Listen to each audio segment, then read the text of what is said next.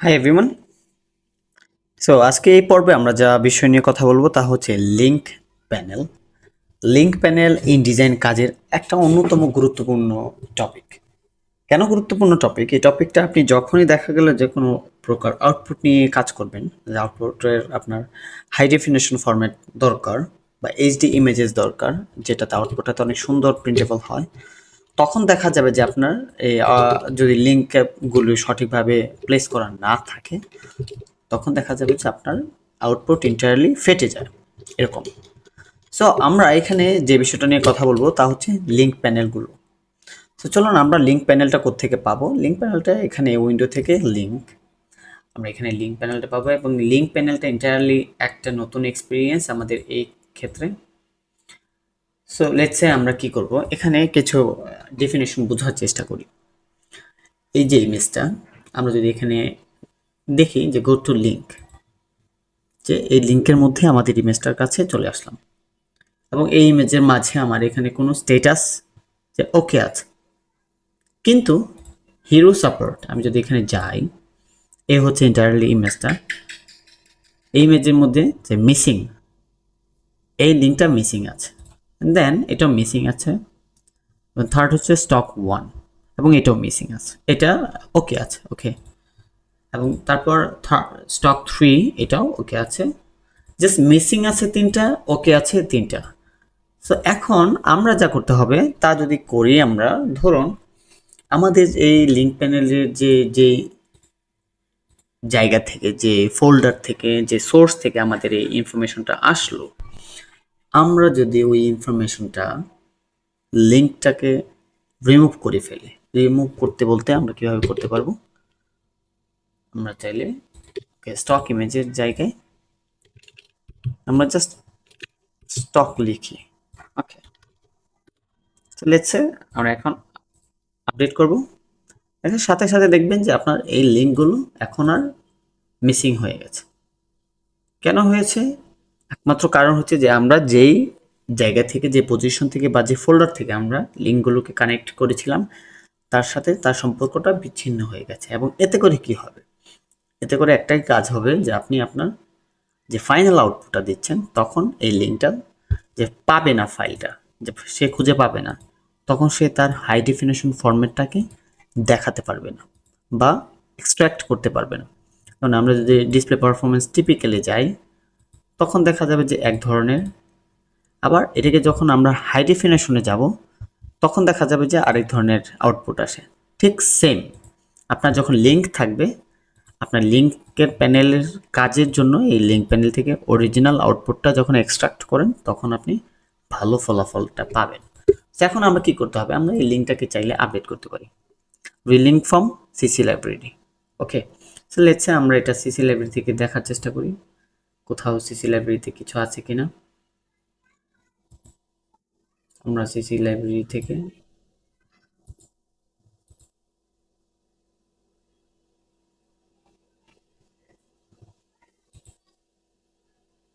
Browse করার চেষ্টা করি, কোথাও এখান থেকেও করতে পারি, বা CC library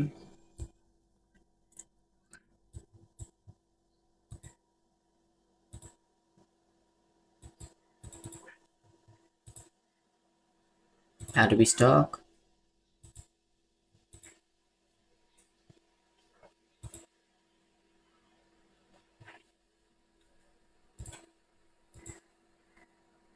let's say I guess আমার এখানে নেট কানেক্টেড নাই।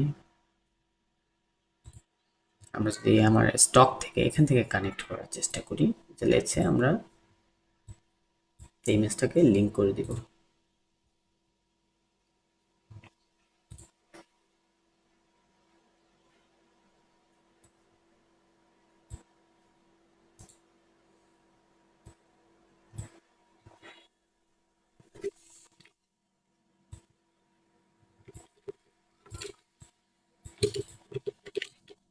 এবং এর উপর আমরা বসাতে পারি চাইলে পেস্ট ইনটু করে, এন্টায়ারলি এটা রিপ্লেস হয়ে গেল।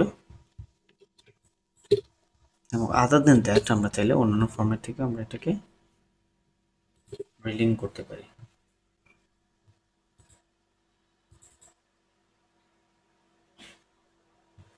এটা অরিজিনালি আপনার অ্যাডোবি স্টক থেকে কিনে নিতে হয়, সো আমরা ওই রকম ফরম্যাটে যাব না, জাস্ট রিপ্লেস করাটা দেখে নিচ্ছি।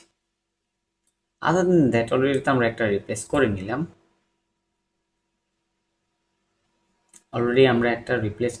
এখন আমরা যদি চাই যে ম্যানুয়ালি আমরা রিপ্লেস করবো, যে ইমেজটা একটা জায়গা থেকে আসবে, এটা আরেকটা জায়গা থেকে আসবে, সো লেটস আমরা এখান থেকে জাস্ট রিলিঙ্ক, মিসিং লিঙ্ক, তো এখানে একটা অপশনস আছে search for missing links in this folder. So আমরা যদি যখনই এটাকে দেখাবো যে স্টক 01 সিলেক্ট করব, এর পাশাপাশি আরও কিছু লিঙ্ক সে অটোমেটিক্যালি সে রিমুভ করে ফেলবে, কারণ সে সার্চ করবে যে আমার এই আশেপাশে আর কিছু আছে কিনা। এটা দেওয়ার সাথে সাথে আরও একটা মিসিং লিঙ্ক ছিল, সেটাও এখান থেকে সুটেবল করে ফেলছে।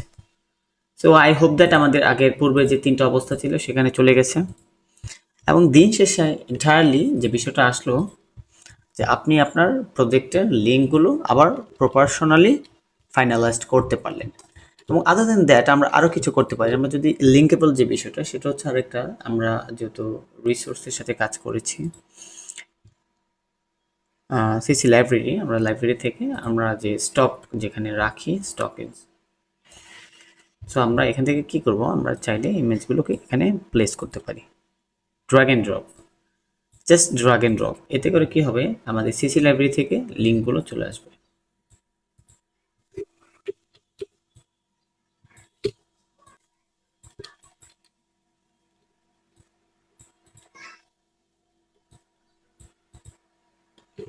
এবং দেখা গেল যে আমরা যখন ফাইনাল আউটপুটটা দিব, তখন আমার এটা ডিপেন্ড করবে যে আমি কি ধরনের মেথডের জন্য দিচ্ছি, কার জন্য দিচ্ছি। যেমন আমার লিঙ্ক প্যানেল থাকতে আমরা আরও কিছু বিষয় কভার করার চেষ্টা করি। যেমন আমরা যদি গ্রাফিক রিপোর্টের জন্য এন্টার ডকুমেন্টটাকে ফাইনালাইজ করব, তখন আমি কি করব, তখন আমি এই ইমেজগুলোর জায়গায় যতগুলি ইমেজ আছে প্লেস হোল্ডার, তার জায়গায় আমরা প্লেস হোল্ডার কনফার্ম করে দেব। কীভাবে করবো, এই যে আমি এখানে সিলেক্ট করেছি অলরেডি, আমার এখানে লিঙ্ক প্যানেলে সিলেক্টেড দেখাচ্ছে। সো লেটস সে আমরা এখান থেকে জাস্ট রিলিঙ্ক করে দিব এবং আমরা এখানে প্লেস হোল্ডার দিয়ে দিব। ওকে, প্লেস হোল্ডার সেকেন্ড টাইম একসাথে 6টা প্লেস হোল্ডার নিয়ে নিচ্ছে।